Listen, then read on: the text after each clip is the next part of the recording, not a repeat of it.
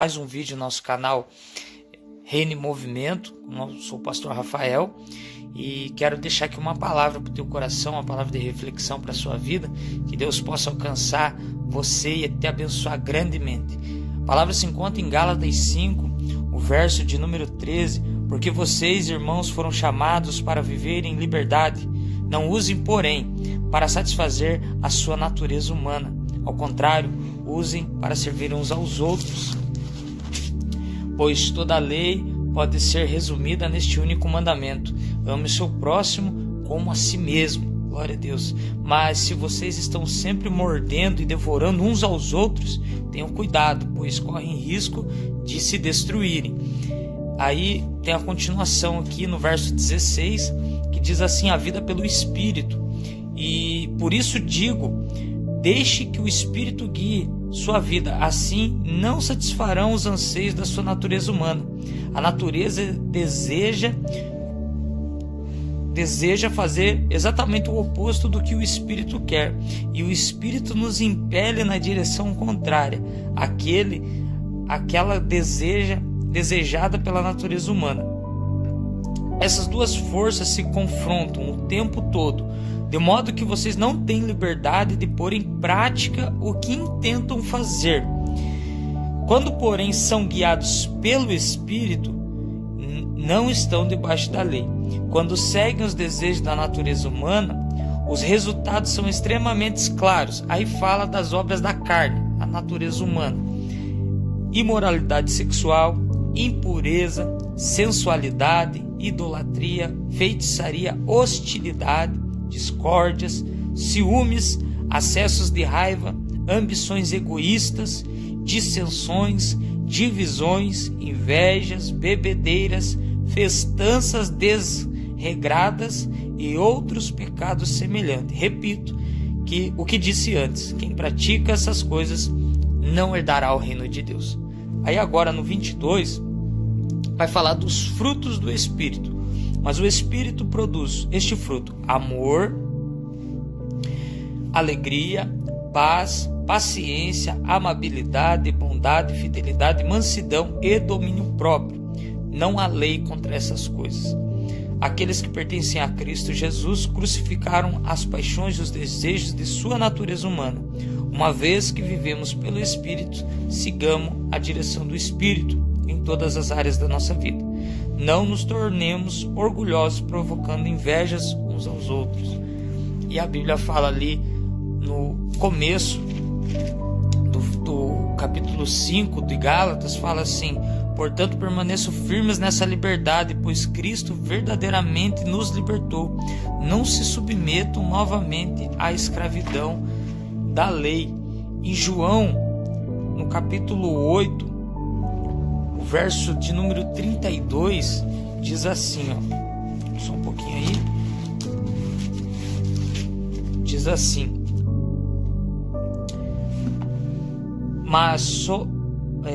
então conhecerão a verdade, e a verdade os libertará.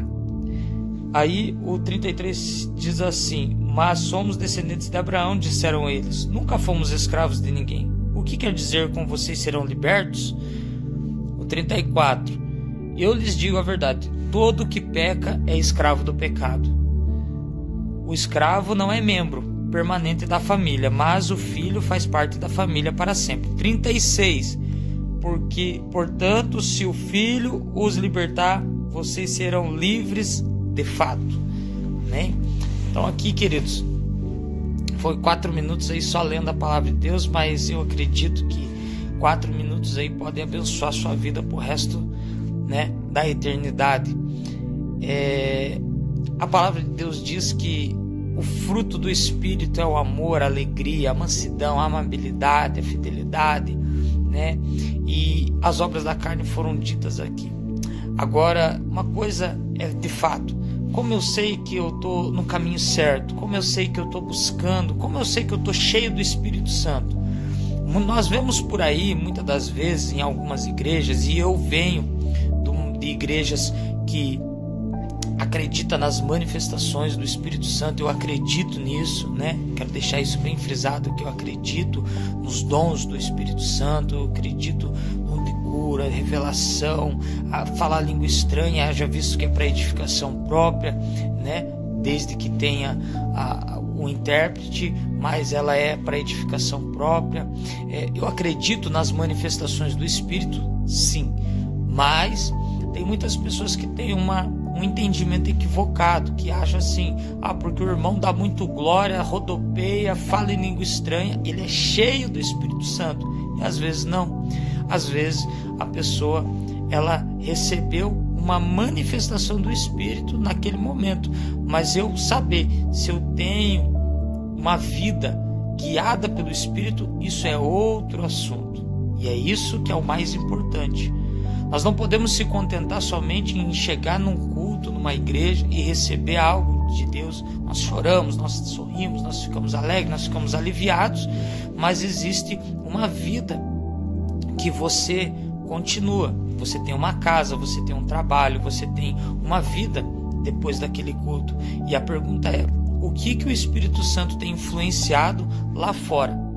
Quando você sai de um culto, quando você para de adorar, quando você termina a sua adoração, o seu culto, a sua solenidade ali a Deus ali, o que isso alcança no teu trabalho, na tua casa, né? Qual que é os frutos? E a Bíblia diz assim, pelos frutos vocês vão conhecer a árvore. E a gente gosta de olhar o fruto dos outros, né? Aquele fruto, não tem fruto, não sei. Mas e nós? Quando a aplicação é pessoal, porque a Bíblia ela deve ser uma aplicação pessoal antes de eu passar para os próximos. Como eu estou falando aqui, antes eu fiz uma aplicação pessoal e dentro dessa reflexão eu passo para você que está me ouvindo aqui. Você tem gerado que tipo de fruto? Aí você vai ver como que você está com Deus. Se você está agindo com frutos, os teus frutos têm sido os frutos da carne. E agora, pastor, o que eu faço? Você tem que mudar. E atitude, né? A Bíblia ela trabalha em cima de atitudes. Deus ele responde em cima de atitudes, né? E quando eu tomo uma postura, uma atitude diante de Deus, ele vai tomar uma outra atitude diante do que eu fiz para ele. Então, nós precisamos analisar, ver como que está a nossa vida, fazer uma autoanálise. Falar assim, eu estou produzindo fruto do Espírito ou fruto da carne? Como que eu vou conseguir produzir fruto do Espírito? Através do conhecimento da palavra. Conhecereis a verdade e a verdade vos libertará, né?